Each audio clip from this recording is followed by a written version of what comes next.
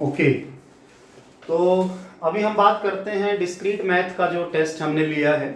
उससे पहले networking, database, operating system और बाकी दूसरे सब्जेक्ट्स के जो टेस्ट लिए हैं, तो मुझे लगता है काफ़ी सारी चीज़ें आपको आती हैं। एक बार उसका डिस्कस भी कर लेंगे, कुछ क्विज में भी हमने किया है। और डिस्क्रीट मैथ का अगर मैं बोलूँ तो मुझे लगता है कि बोल के नहीं बताया जा सकता, वीडियो की फॉर्म में इसको अच्छे से बताया जा सकता है। तो इसलिए मैं डिस्क्रीट मैथ का जो आपका टेस्ट हमने लिया है उसका सॉल्यूशन की बात करता हूँ। ठीक है, एक एक करके क्वेश्चन पढ़ना है। 25 क्वेश्चन का टेस्ट था और आई थिंक मैंने 35 या 40 मिनट्स दी थी। और डिस्क्रीट मैथ का क्वेश्चन कभी भी कैसा भी हो, आसान हो, मुश्किल हो, पर मुझे लगता है कि आम आदमी उसको नहीं कर पाता। आम बोले तो जो पढ़ के नहीं जाता, पढ़ के जाने वाले ही सोल्व करते हैं। तो इसलिए मैं इसके एक एक क्वेश्चन की बातें करता हूँ। मे बी आपको कुछ आ जाए, आइडिया आ जाए, जिससे कि क्वेश्चन आपके हो जाए, कहीं भी पेपर में आए। और डिस्क्रीट के क्वेश्चन हमेशा प्लस प्लस प्लस ही करते हैं, माइनस नहीं करते हैं, ये भी आपको ध्यान रखना है। तो एक एक करके क्वेश्चन की बात करते हैं। इसने बोला है पहले क्वेश्चन में, विच of the following statement negation of the statement. तो नेगेशन बताना है स्टेटमेंट का। नेगेशन मतलब नॉट, आप जानते हैं, उसको कई तरीके से रिप्रेजेंट करते हैं, वो भी आप जानते हैं। तो मैं लिख देता हूं वो sentence, 2 is even, 2 is even and -3 is negative, -3 is negative। तो ऐसा सेंटेंस है, क्वेश्चन मार्क है, क्वेश्चन मार्क ही रहता है। तो अगर हमें इसका नेगेशन करना है, एक सीधी बात है कि यहाँ सेंटेंस देख लो कितने हैं, एक और दो सेंटेंस हैं। ठीक है, मैं ऐसा करता हूं कि एक को P मानता हूं, P को मान लीजिए मैंने माना 2 is even, और दूसरे को Q मानता हूं, उसको मैंने मान लिए -3 is negative। तो मैंने ऐसे माना, तो सिंपल सी बात है, अगर ये P है, ये Q है, तो P और Q और इसके बीच में एंड है, और प्रपोजिशनल लॉजिक का एंड जो होता है वो ये होता है ना, ये। तो P और Q के बीच में मैंने एंड लगा दिया, तो ये स्टेटमेंट कुछ ऐसी दिख रही है अभी। ठीक है, इसको मैंने P माना, इसको मैंने Q माना, और एंड का ये सिंबल, ये वाला सिंबल होता है। तो इसका नेगेशन अब अगर हमें करना है, तो what is the meaning of negation. तो नेगेशन बोले तो इसका बार करना है या डैश करना है।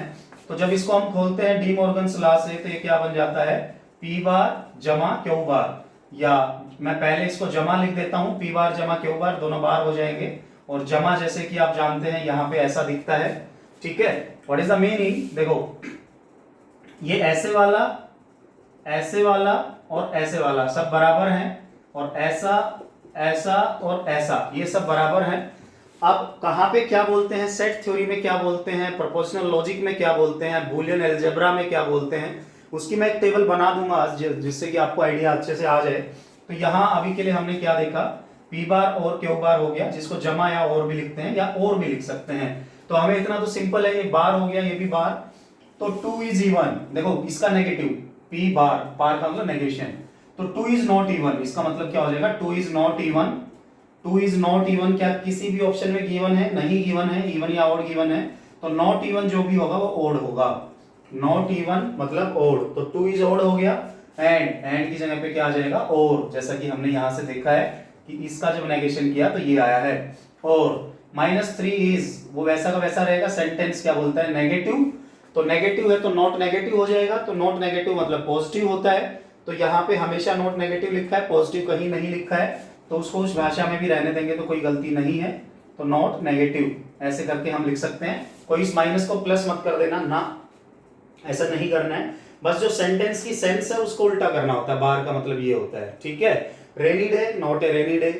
Dark in colour, light in colour, light और डार्क जैसे। ठीक है, रिच और पुअर, ये एक दूसरे के नेगेशन होते हैं। तो इसका सीधा सीधा आंसर है 2 is odd और 3 is not negative, -3 is not negative। तो जो कि आपका आंसर क्या है, B is the right answer. तो ऐसे किसी भी क्वेश्चन को आपको करना है तो एक ही सिंपल चीज है, एक को P मान ले, एक को Q मान ले, और P और Q मान के उसका नेगेशन कर दें, तो सेंटेंस दोनों उल्टे हो जाएंगे, और बीच में एंड हो तो और हो जाएगा, और है तो एंड हो जाएगा। Simple, one of the simple thing. ठीक है, अब आगे देखते हैं नंबर 2। तो उसने बोला है if A into B is equal to B into A. अगर A इंटू बी करते हैं मैट्रिक्स में और B इंटू ए करते हैं मैट्रिक्स में, ठीक है, where A and B are general matrices and star is a multiple symbol, then, तो कब इक्वल होंगी ये। ध्यान से सुनो भाई, अगर ये मैट्रिक्स A है और ये मैट्रिक्स B है, समझ गए, तो अगर तुम a इंटू बी करोगे तो कुछ और आएगा, और अगर गिवन मैट्रिसेस का देखो a इंटू बी करोगे तो कुछ आएगा, a और इसको अगर b इंटू ए करोगे तो कुछ और आएगा, वो तो नहीं आएगा। क्यों? क्योंकि इनको उल्टा सीधा लेफ्ट राइट पोजीशन चेंज करने से आंसर भी चेंज हो जाता है। वो सेम तभी आता है जब ये भी वही हो जो वो वही हो, 1 2 3 4 1 2 3 4, अगर दोनों सेम हो तो ही ये रिजल्ट सेम आता है। ना तो कभी भी जैसे सेट में होता है ना, सेट भी आपने पढ़ा होगा है ना, a is equal to B, B is equal to A, वो इनटू वहां से जब रिलेशन हमने की थी, रिलेशन सेट के बाद जब रिलेशन पढ़ा था तो a इंटू बी हमने वहां पे, आप अगर जाके देखेंगे तो मैंने साफ साफ लिखा होगा a into B is equal to naught, ऐसे लिखा हुआ, ये इक्वल नहीं है। तो a और b, a इंटू बी और b इंटू ए इक्वल तभी होते हैं जब ये दोनों इक्वल होते हैं, a और b मैट्रिक्स। अगर a मैट्रिक्स अलग है और b मैट्रिक्स अलग है तो कभी भी a into B is equal to B into A नहीं होगा। तो वही हमारे क्वेश्चन की डिमांड थी कि अगर a इंटू बी और b इंटू ए हमें करने हैं तो इसके लिए इनपुट क्या होनी चाहिए, तो हम बोल देंगे कि दोनों के दोनों इक्वल होने चाहिए, और इक्वल होने चाहिए का मतलब है, इक्वल होने का मतलब है सी ऑप्शन होना चाहिए, सिंपल बात है। ठीक है, उसके बाद अगले ने लिखा है पार्शियल ऑर्डर रिलेशन इज, तो जैसा कि आप जानते हैं एक इक्विवेलेंस रिलेशन होती है, एक पार्शियल ऑर्डर रिलेशन होती है। इक्विवेलेंस क्या होती है? रिफ्लेक्सिव, ये भी क्या होती है? रिफ्लेक्सिव, वो भी ट्रांजिटिव, ये भी ट्रांजिटिव। हाँ, वो सिमेट्रिक होती है, ये एंटी सिमेट्रिक होती है, बस इतना फर्क है। तो पार्शियल देख लो उसने क्या क्या दिया है, ट्रांजिटिव है, ओके, सॉरी ट्रांजिटिव है, ठीक है, रिफ्लेक्सिव है, ठीक है। तो तीसरी प्रॉपर्टी पूछी है, तो तीसरी प्रॉपर्टी हमें पता है एंटी सिमेट्रिक होती है, किसकी? पार्शियल ऑर्डर रिलेशन की। तो जब भी पार्शियल ऑर्डर रिलेशन की बात आएगी तो हम इसको सीधा सीधा क्या लिख देंगे? Anti symmetric. तो अगर तीसरा क्वेश्चन किसी का गलत है तो मैं उसको एक ही राय या एक ही सजेशन अपनी साइड से दूंगा कि भाई तू एक काम ही कर, क्या काम कर कि डिस्क्रीट को छोड़ के चला जा, उम्मीद कर पेपर में ना आए, क्योंकि आ गया तो तेरा तो नहीं होगा। ठीक है, अब उसके आगे देखते हैं कि n क्या बोलता है। उसने बोला n नेचुरल नंबर्स का ग्रुप है, 1 2 3 ऐसे ऐसे ऐसे ऐसे करके ग्रुप है, and be ordered bye divisibility. Ordered bye divisibility का मतलब हमेशा क्या होता है कि एक सेट में वही बंदे होंगे जो एक दूसरे को डिवाइड करते हो, जैसे 2 या 6, और कभी भी उल्टे नहीं होते, ऐसे नहीं होते 6,2 ना, ऐसे नहीं होते, हमेशा लेफ्ट वाला छोटा होता है, राइट वाला बड़ा होता है, और एक दूसरे को भाग करने वाले होते हैं। जैसे मैं बोल दूं 2,6 और 2,7, ऑर्डर ऑफ डिविजिबिलिटी कौन फॉलो करता है कौन नहीं, तो ये फॉलो करता है, ये नहीं फॉलो करता है, क्योंकि 2 इसको भाग नहीं करता, इसको भाग करता है, साथ में वो छोटा और बड़ा ऐसे भी होना चाहिए। अगर मैं बोल दूं 6,2 ऑर्डर ऑफ डिविजिबिलिटी है तो यहाँ भी नहीं है, क्योंकि लेफ्ट हैंड साइड वाला छोटा होना चाहिए और राइट हैंड साइड वाला बड़ा होना चाहिए। ठीक है, ये भी बात आपको ध्यान रखनी है। तो अब इस क्वेश्चन को देखते हैं, इसने क्या बोला है, एन एक सेट है, विच of the following subset is totally ordered. तो मैंने जब आपको वीडियो पढ़ाई थी तो मैंने वहां पे आपको कुछ बताया था, टोटली ऑर्डर्ड का मतलब क्या होता है, जब सब कंपेरेबल हो एक दूसरे से, और पार्शियली ऑर्डर्ड का मतलब जब सब एक दूसरे से कंपेरेबल ना हो। जैसे कि मैं आपको बता देता हूं, मान लीजिए ये 1 है, ये 1 है, ये मान लीजिए 2 है, और ये मान लीजिए 3 है। क्या सभी एक दूसरे से कंपेरेबल है? बिल्कुल भी नहीं है। 1 और 3 कंपेरेबल है, 1 और 2, 2 और 3 कंपेरेबल यहाँ पे नहीं है। तो ये पार्शियली ऑर्डर्ड है, टोटली ऑर्डर्ड, तो हम बोलेंगे पार्शियली ऑर्डर्ड है, टोटली नहीं है। टोटली हमेशा कब होता है? जैसे एक लाइन ऐसी लाइन आ जाए, ऐसी ऐसी ऐसी, तो यहाँ पे आप क्या पाएंगे, 1 2 3 4 5, तो सब एक दूसरे से कंपेरेबल हैं। 1 और 2 में 1 छोटा है, 2 और 3 में 2 छोटा है, 3 और 4 में 3 छोटा है, 4 और 5 में 4 छोटा है, 5 और 3 में 3 छोटा है, 5 और 2 में 2 छोटा है, 5 और 1 में 1 छोटा है, 1 और 4 में 1 छोटा है। सिंपल। जब हम छोटे बड़े की रिलेशन निकाल पाते हैं तो टोटली ऑर्डर्ड होता है हर एक पेयर के बीच में। तो ऐसे ही जो गिवन क्वेश्चन है उसको हम देख लेते हैं, बड़ा ही सिंपल क्वेश्चन है ये। इस क्वेश्चन में कुछ ऐसी बात नहीं है जो आपको नहीं समझ में आएगी। देख लेते हैं, 2 6 और 24, 2 6 और 24, तो अगर यहाँ पे 2 है तो हम इसके ऊपर 6 बिल्कुल ये लगा सकते हैं, और 6 के ऊपर 24 भी लगा सकते हैं। क्यों? क्योंकि भाग करने वाले होने चाहिए एक दूसरे को भाग। 2 6 को भाग करता है, 6 24 को भाग करता है, और 2 24 को भी भाग करता है। टोटली ऑर्डर्ड आ गया। क्यों? क्योंकि 2 और 6 कंपेयर करो, 6 2 छोटा है, 2 है, 24 2 में 2 छोटा है, 24 6 में 6 छोटा है। तो 2 6 24 ऐसे बना सकते हैं, क्योंकि एक दूसरे को भाग करते हैं, वो उसके सर पे, वो उसके सर पे, वो उसके सर पे। और अगर आपको ये समझ नहीं आया तो इसका मतलब आपको हेसे डायग्राम भी नहीं आया है। अब अगला देखते हैं, 3 5 15। मान लीजिए इसको हम 3 मानते हैं, ठीक है, इसको 3 मानते हैं, तो 5 5 3 से भाग नहीं होता तो कहीं यहाँ पे आएगा। और अब 15, तो 15 को 3 भी भाग करता है और 5 भी, तो इसका मतलब इसका डायग्राम कुछ ऐसा बनेगा। तो यहाँ पे कौन कंपेरेबल नहीं है? 3 और 5, क्योंकि आपस में भाग नहीं होते। तो ये ऑप्शन नहीं हो सकता, ये हो सकता है। सी क्या बोलता है 2, 9 और 16, तो यहाँ पे 2 आएगा और यहाँ पे कहीं पे 9 आएगा और यहाँ पे कहीं पे 16 आएगा और 9 वैसा का वैसा रहेगा। क्यों? क्योंकि 9 किसी से अटैच हो गई, 9 किसी को भाग करता ही नहीं है।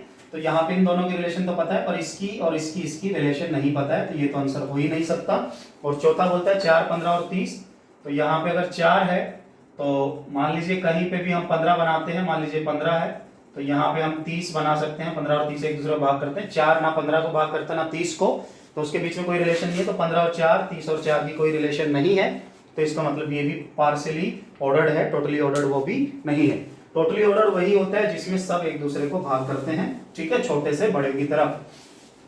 तो बड़ा ही सिंपल क्वेश्चन है, ए इसका आंसर रहेगा। जिसका ये गलत है वो एक ही काम करे कि अपने आप को क्या बोले, जाके पेपर देने के बाद यही बोले कि इसका मतलब मैंने वीडियो से देख के समझा नहीं था या फिर मैंने क्वेश्चंस प्रैक्टिस नहीं किए थे, सिंपल बात है। नंबर 5, तो मैंने आपको जो वीडियोस में पढ़ाया था वो लैटिस तक पढ़ाया था। लैटिस के आगे लैटिस के टाइप होते हैं, बाउंडेड लैटिस होता है, कॉम्प्लीमेंटेड लैटिस होता है, डिस्ट्रीब्यूटिव लैटिस होता है, ठीक है। वहां पे जॉइन कुछ पढ़ते हैं, मीट कुछ पढ़ते हैं, कुछ प्रॉपर्टीज लैटिस की पढ़ते हैं, और उसके बाद बुलियन अलजेब्रा भी आता है। तो हम ये सारी बातें करेंगे, एक वीडियो में और बनाऊंगा जिसमें लैटिस के आगे के भाग हम पढ़ेंगे, तो वहां से 5वां क्वेश्चन आपको क्लियर हो जाएगा। अभी के लिए बस इतना देख लें कि बी इज बुलियन अलजेब्रा, अगर बी एक बुलियन अलजेब्रा है then which of the following is true. तो हमेशा एक बात ध्यान रख लीजिए कि जो बुलियन अलजेब्रा होता है, बुलियन अलजेब्रा कौन कौन सी प्रॉपर्टी सेटिस्फाइड करता है? सबसे पहले वो फाइनाइट होता है, नंबर 2 वो कॉम्प्लीमेंटेड भी होता है, नंबर 3 वो डिस्ट्रीब्यूटिव भी होता है, नंबर 4 वो आपका बाउंडेड भी होता है, ठीक है। एक तरीके से मैं क्या बोल सकता हूं, a finite comma bounded comma complemented comma distributive lattice is known as Boolean algebra, ठीक है। तो एक तरीके से कुछ प्रॉपर्टीज हैं, वो लैटिस के टाइप्स हम पढ़ेंगे तो आप इसको जान जाएंगे आराम से। तो बुलियन अलजेब्रा अगर बी है तो कौन सा ट्रू है? तो B is finite, B is complemented, distributive. एक पेपर में क्वेश्चन आया, complemented distributed lattice is called Boolean algebra, ठीक है। कुछ एक दो प्रॉपर्टी भी गिवन है तो ठीक है, चलेगा, क्योंकि फाइनाइट तो इनडायरेक्टली होता है। क्यों? क्योंकि अगर हम कंप्लीमेंटेशन सभी के लिए ट्रू कर पा रहे हैं और डिस्ट्रीब्यूटिव सभी एबीसी के लिए ट्रू कर पा रहे हैं, तो एबीसी काउंटेबल तो पक्का होंगे, काउंटेबल होंगे तो फाइनाइट होंगे। तो यहां से इसका आंसर सीधा सीधा बी है। और मैंने आपको बता दिया एक सेपरेट वीडियो में 25 से 30 मिनट की देने वाला हूं, जिसमें आप ये सारी बातें कर लेंगे। पर यहां से अभी तक इसका जो आंसर है वो क्या है? बी। पहले ने बोला कंप्लीमेंटेड नहीं होगा, गलत है। तीसरे ने बोला डिस्ट्रीब्यूटिव बट नॉट कॉम्प्लीमेंटेड, वो भी गलत है। चौथे ने बोला नॉट डिस्ट्रीब्यूटिव, वो तो और गलत है, ठीक है। तो लैटिस का वो चैप्टर हम पढ़ने के बाद 25 मिनट का एक लेक्चर लेने के बाद में भी आप ऐसे ऐसे थ्योरेटिकल क्वेश्चन कर पाएंगे इजीली। उसके बाद उसने बोला P goes to Q is equivalent to number 6 में, तो जैसा कि आप और मैं जानते हैं सिंपल है, मैंने बता भी रखा है, P बार जमा Q, या फिर ऐसे नोट ऑफ P और ऐसे, ठीक है। ऐसे हम बुलियन अलजेब्रा में लिखते हैं, ऐसे हम लॉजिक में लिखते हैं, ठीक है, लॉजिक में लिखते हैं, सिंपल बात है। तो आपको ध्यान रखना है P बार जमा Q होता है P goes to Q। ये मैंने आपको प्रोपोजिशनल लॉजिक जो चैप्टर पढ़ाया था वहां पे बता रखा है। तो इसका मतलब इसका सीधा सीधा आंसर जो है वो आपका क्या रहेगा? D. Simple question, very easy question, zero तोड़ने वाला क्वेश्चन, ठीक है। क्वेश्चन नंबर 7, उसने बोला है distribute permutations of letters in word banana. तो बनाना के अंदर कितनी अरेंजमेंट होंगी? जैसा कि आप और मैं जानते हैं, मैंने आपको बताया था कि अरेंजमेंट मतलब परम्यूटेशंस। गिन लो कैरेक्टर, 1 2 3 4 5 6 फैक्टोरियल डिवाइड बाय। अब उसके बाद मैंने क्या बोला था कि कुछ आइडेंटिकल होते तो भाग कर देते हैं। तो जैसे ए 3 टाइम्स ए, और उसके बाद एक और n भी 2 है, तो इसका मतलब 3 फैक्टोरियल इंटू 2 फैक्टोरियल से भाग हो जाएगा, क्योंकि 3 में 2 हो। तो अब इसका आंसर निकाल देते हैं, 6 इंटू 5 इंटू 4 इंटू 3 फैक्टोरियल, यहां तक करेंगे इसको काटने के लिए 3 फैक्टोरियल, और इंटू में 2 फैक्टोरियल होता है 2 इंटू 1 2, ठीक है। 3 से 3 काट दिया, 2 दूनी 4, तो 6 बजे 30 दूनी 60, तो सीधा सीधा इसका आंसर क्या आ गया? 60। तो 60 is the right answer, means A is the right answer, okay. तो बड़े ही सिंपल क्वेश्चन है, सिंपल तरीके से करने हैं, कंफ्यूज नहीं होना है, तो बहुत अच्छा रहने वाला है, okay. Question number 8, question number 8 उसने बोला है, क्या बोला है देख लेते हैं। Q and P goes to Q, ठीक है। एंड इसको अगर ऐसे देखें तो यहां पे इसने एरो लगाया है और नॉट ऑफ P इज बोला है। ऑप्शन में उसने क्या क्या दिया है? सेटिस्फिएबल है, अनसेटिस्फिएबल है, टोटोलॉजी है, इनवैलिड है। तो सेटिस्फिएबल मतलब जिसमें कुछ वैल्यू ट्रू कुछ फॉल्स आती हैं, वो मैंने आपको बता ही रखा है। जब लॉजिक बताया था तो बताया था कि सारे ट्रू तो टोटोलॉजी, आंसर 1 तो बूलियन अलजेब्रा की फॉर्म होती है। वो सारी यहाँ पे बताने की जरूरत नहीं है क्योंकि मैं ऑलरेडी आपको बता चुका हूँ। इसको करने का तरीका, कुछ बच्चे क्या करेंगे, पी और क्यू आइडेंटिफाई करेंगे, कितनी प्रपोजिशंस है यहाँ पे, तो पी और क्यू वो क्या करेंगे, एक पी लेंगे एक क्यू लेंगे, true true true false false true ऐसे लिखेंगे और फिर इसको ऐसे जोड़ते हुए जाएंगे और इसका आंसर निकालेंगे। पर मैं बोलूंगा इतना टाइम हमारे पास नहीं होता, हमें सिंपली इसको बूलियन अलजेब्रा से सोल्व करना होता है बजाय कि ट्रूथ टेबल से। और उसके लिए एक सिंपल तरीका है, इसको बूलियन अलजेब्रा की फॉर्म में लिख लो, लॉजिक है ये, लॉजिक की जगह अलजेब्रा में लिख लो, जैसे क्यू बार, इसको सिंपल लिख लो क्यू बार, एंड इसको डॉट लिख लो और इसको आप लिख लो पी गोज टू क्यू को क्या लिख लो, अभी लिख देता हूं मैं, इसको यहीं पे चेंज कर देता हूं, पी गोज टू क्यू, जैसा कि आप जानते हैं मैं भी जानता हूं, इसको हम लिखते हैं पी बार जमा क्यू, पी बार जमा क्यू, ठीक है। इसको इतना करने के बाद यहाँ पे एरो अभी मैं लगा देता हूँ, आपको कंफ्यूज नहीं करता हूँ, गोज टू पी बार। तो अब ये इतना हो गया, अब मैं इसको सिंप्लीफाई कर लेता हूँ पहले, तो इसको सिंप्लीफाई करो, क्यू बार पी बार आ जाएगा अंदर, क्या आ जाएगा क्यू बार पी बार, और फिर क्यू बार इंटू क्यू आ जाएगा, कट जाएगा आपस में, क्या हो जाएगा क्यू बार इंटू क्यू आएगा ऐसे करके। तो क्यू इंटू क्यू बार 0 होता है, तो उसको मैं काट देता हूँ, 0 हो जाएगा वो, ठीक है, उसको मैं काट देता हूँ। और क्यू बार पी बार है वो गोज टू पी बार है, ठीक है। तो एक तरीके से मैं इसको और सिंप्लीफाई करूं तो मैं इसको ऐसे देख पाता हूं, यहाँ पे अभी कैसे देख पाता हूं कि ये आपका सिंपल क्या है, Q bar P bar goes to P bar, ठीक है।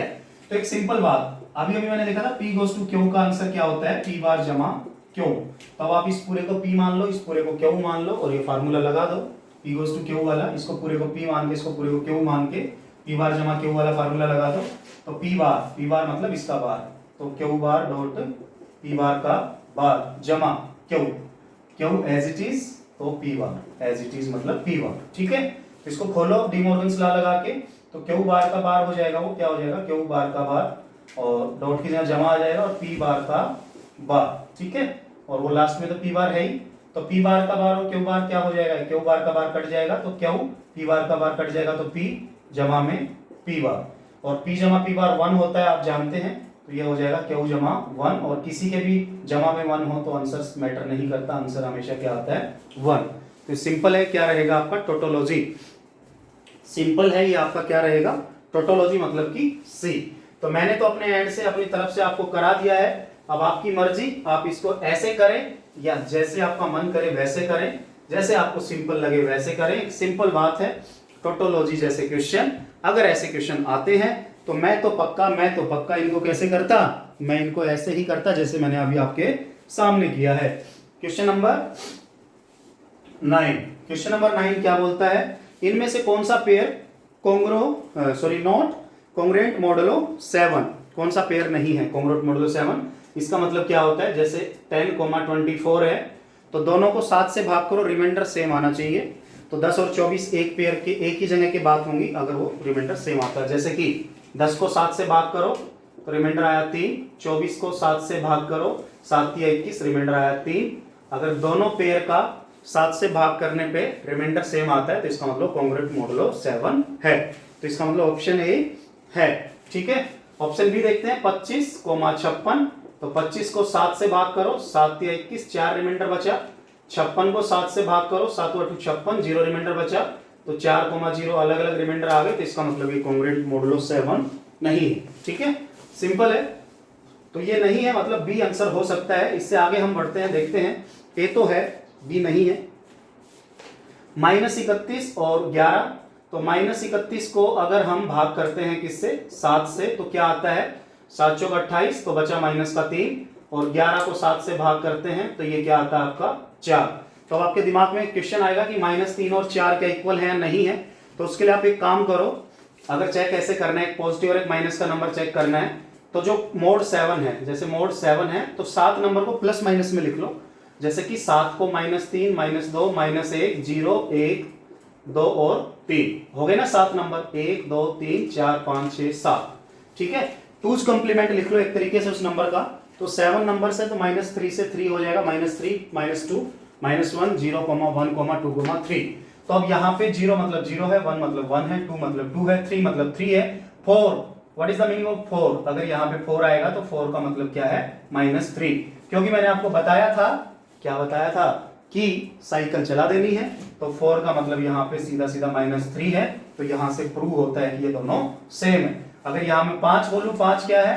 तो 5 यहाँ पे -2 है, ठीक है। अगर मैं बोलूं 6 क्या है, तो 6 यहाँ पे -1 है, 7 क्या है? 0। सिंपल सी बात है। तो इसका मतलब हमने ये पाया, क्या पाया? कि ये दोनों भी एक ही से भाग करने पे सेम रिमाइंडर देते हैं।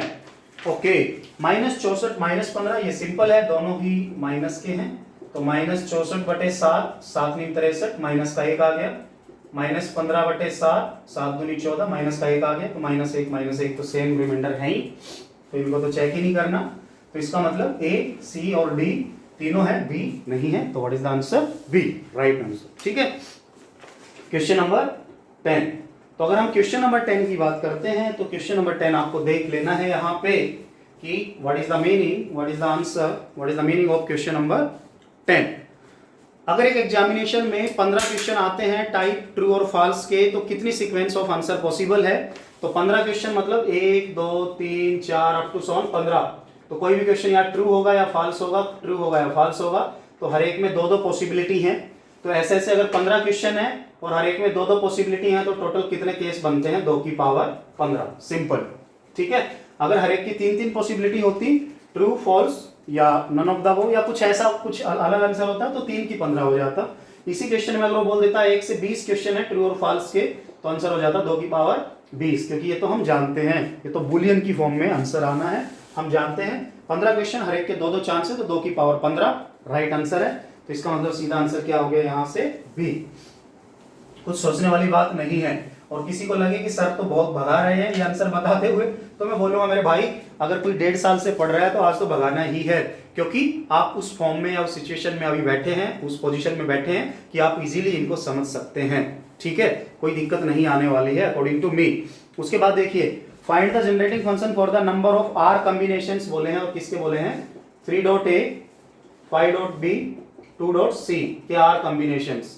तो जब भी आर कॉम्बिनेशन की बात हो, तो यहाँ पे टर्म देख लो कितनी है, 1 2 3 टर्म है, तो आप इसको ऐसे लिख दो आर सी 3.a जमा आर कॉम्बिनेशन है हर एक के, आर सी 5.b और जमा आर सी 2.c, सिंपल है। अब इसको जनरेटिंग फंक्शन बनाना है, मतलब कि x y z की फॉर्म में लिखना है। तो x, क्योंकि आंसर x की फॉर्म में है, तो इसको आप x की 0 लिख दो, इसको x की 1 लिख दो और इसको x की 2, ऐसे। अगर एक टर्म और होती, मान लीजिए 1, d ऐसे होता कुछ भी, तो फिर x का क्यूब 1d उसके अकॉर्डिंग आंसर हो जाता, x की क्यूब, x की 4 ऐसे चलता रहता। तो इसका सीधा सीधा आंसर x की 0, क्योंकि 1 होता है तो इसको हम हटा भी सकते हैं, तो इसका आंसर ये रहेगा फाइनल। जनरेटिंग फंक्शन ऐसे जनरेट किया जाता है, तो आंसर इज ए। दिखता है जैसा, होता नहीं वैसा, सिंपल होते हैं क्वेश्चन, ठीक है। क्वेश्चन नंबर 12 देखते हैं। मैं उसको वैसे ही लिख लेता हूं जैसा मेरा मन करता है, जैसे कि पी क्यू, इसको मैं एंड को डॉट लगाने की बजाय लगा दिया करो, तुमको सोते हो तो, पर मैं नहीं लगाऊंगा इसको डॉट, और इसके बाद यहाँ पे इसको मैं क्या लिख सकता हूँ, पी और जमा क्यू और उसका बार, ठीक है। मैं हमेशा क्या करूंगा, ऐसे क्वेश्चंस को वो एंड और ऐसे ऐसे ऐसे वाले जो खतरनाक दिखते हैं उनसे हटा के सिंपल भाषा में देखना चाहूंगा, ऐसे। अब देखो, अभी किसको खोलना है, इसको सिंपल ऐसे रहने दो, पी क्यू को पी क्यू रहने दो, उसको खोल लो। तो जब उसको आप खोलोगे तो हो जाएगा पी बार डॉट क्यू बार, ठीक है, क्योंकि जमा डॉट हो जाता है, पी बार क्यू बार रहेगा, डी मॉर्गन लॉ लगा दिया। अब ये सिंपली डॉट है तो इसको ऐसे खोल सकते हो, P dot Q dot, sorry P बार डॉट क्यू बार, किसी को भी ले लो, जैसे क्यू डॉट क्यू बार 0 होता है, तो पी डॉट पी बार डॉट 0 हो गया, तो किसी के भी 0, ये वैसे ये भी 0 होता है पर कोई मतलब ही नहीं है, तो आंसर 0 आना है, और 0 का मतलब होता है फॉल्स, ठीक है। तो फैलेसी स्टेटमेंट है, मतलब कि टोटोलॉजी नहीं है। फैलेसी बोलो या कंट्राडिक्शन बोलो एक ही बात है, तो इसका आंसर रहेगा बी, ठीक है, सिंपल है, फैलेसी आ गया।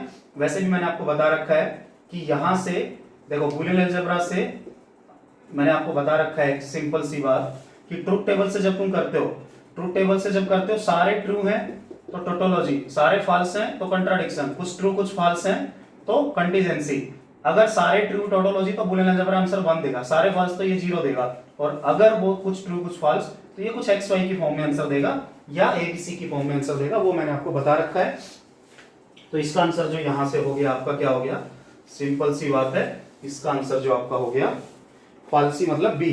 Question number 13, in how many ways 5 children out of class of 20 line up for a picture, मतलब कि 20 बच्चे हैं, उनमें से हमेशा हमें 5 आगे बुलाने हैं, उनके फोटो खिंचवाने हैं। तो वो 5, देखो सिंपल बात है, अगर सारे बच्चे एक जैसी शक्ल के हैं, एक जैसी हाइट के हैं, एक जैसे कपड़े पहने हुए हैं तो आइडेंटिकल हो गए, फिर तो अलग केस बनता है। वो आपको मैंने वहां पे जो परम्यूटेशन के रूल लिखवाए वहां पे बताया था।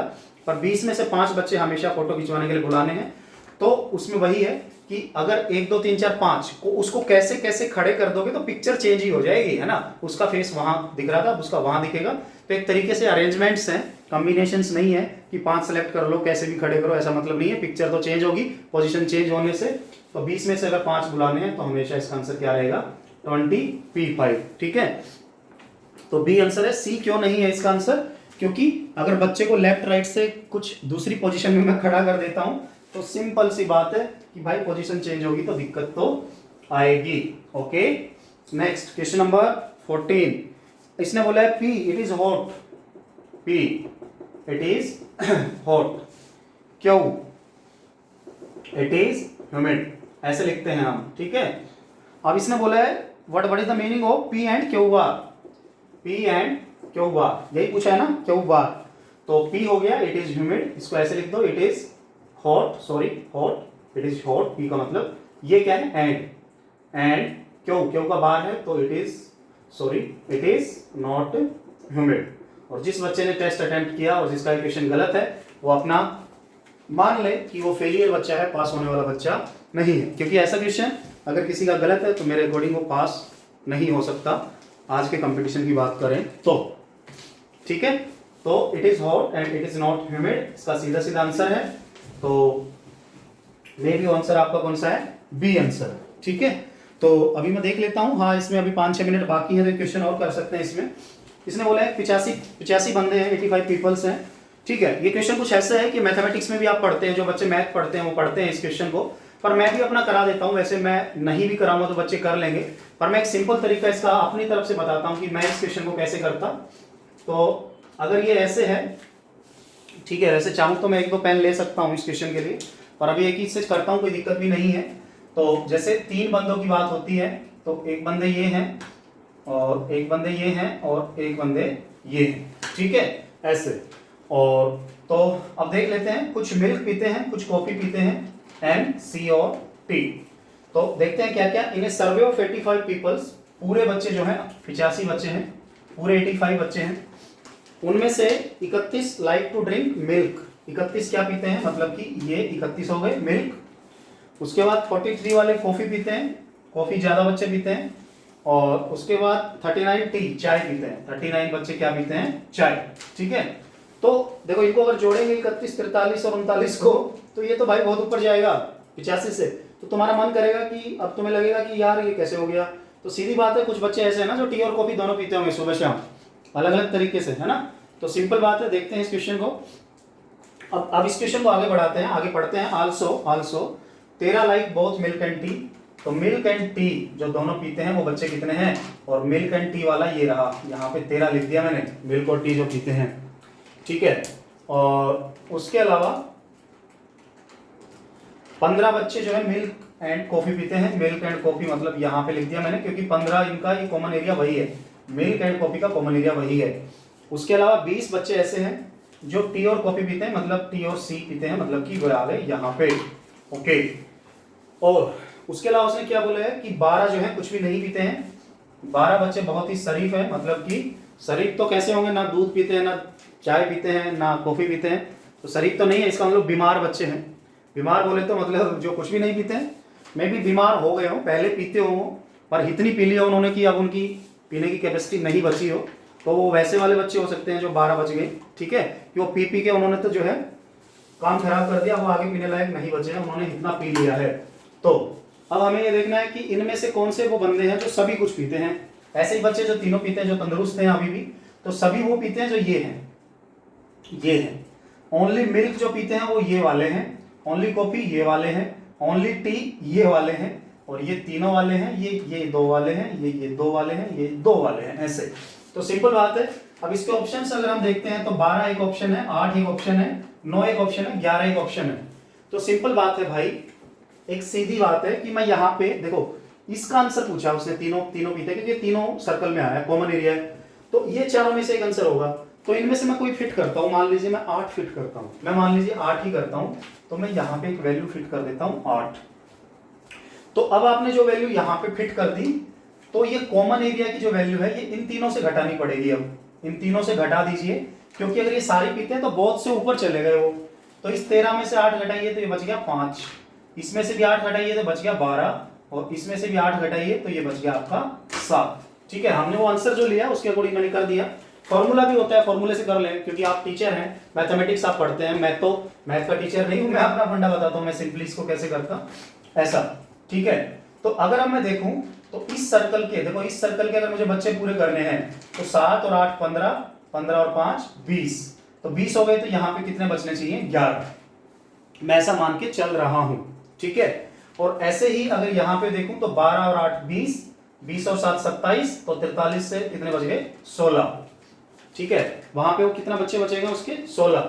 और ऐसे ही अगर यहाँ पे देखो 8 5 13, 13 और 12 25, 25 और यहाँ पे कितने बचेंगे 14। तो अभी हमें ये देखना है कि क्या ये करने से फिट आ रहा है मामला या नहीं आ रहा है। ठीक है, तो सिंपल सी बात है, 7 और 8 15 और 5 20 और 11 31। तो अब इन सभी रीजन्स को आप जोड़ दीजिए, अगर सभी जोड़ने से आपके कितना आता है 85 आता है, तो इसका मतलब हमने सही किया होगा, नहीं तो गलत किया होगा। देख लेते हैं कितना आएगा, 16 और 11 27, 27 और 14 41, 5 46 और 8 54 और 7 61 और 12 73 और ये 12 85। तो इसका मतलब अगर ये टेबल सही आ रही है 85 आ गया, तो इसका मतलब हमने सही किया है। वो बच्चे जो ओनली मिल्क पीते हैं 11, वो जो ओनली कॉफी पीते हैं 16, वो जो ओनली टी पीते हैं 14, जो दोनों पीते हैं मतलब मिल्क और कॉफी वो 7 बच्चे हैं, जो तीनों पीते हैं वो 8 बच्चे हैं, और जो मिल्क और टी पीते हैं वो 5 बच्चे हैं, और कॉफी और जो टी पीते हैं वो 12 बच्चे हैं, और जो कुछ भी नहीं पीते हैं वो 12 बच्चे हैं। एकदम से आ गया, तो मैंने ऐसे आंसर फिट किया था। अगर ये कैलकुलेशन करने से, मतलब ये सारी वैल्यू जोड़ने से अगर 85 आ जाता है, तो इसका मतलब हम मान लेते हैं कि आंसर हमने सही निकाला है या क्वेश्चन हमने सही किया है। ठीक है, तो सिंपल सी बात है। अब इस क्वेश्चन को मैं, क्योंकि वीडियो भी खत्म होने वाला है, यहीं पे खत्म करता हूं। और आप वैसे बच्चे ना बने जो तीनों नहीं पीते हैं, क्योंकि पीना तो जरूरी है, दूध पिए, चाय पीजिए या फिर कॉफ़ी पीजिए, क्योंकि आप पढ़ने वाले बच्चे हैं और पढ़ेंगे तो इन चीज़ों की ज़रूरत पड़ने वाली है। तो सिंपल बात है कि मैं इसको यहीं पे ख़त्म करके अब बाकी क्वेश्चंस की जो हम बातें करेंगे नेक्स्ट वीडियो में।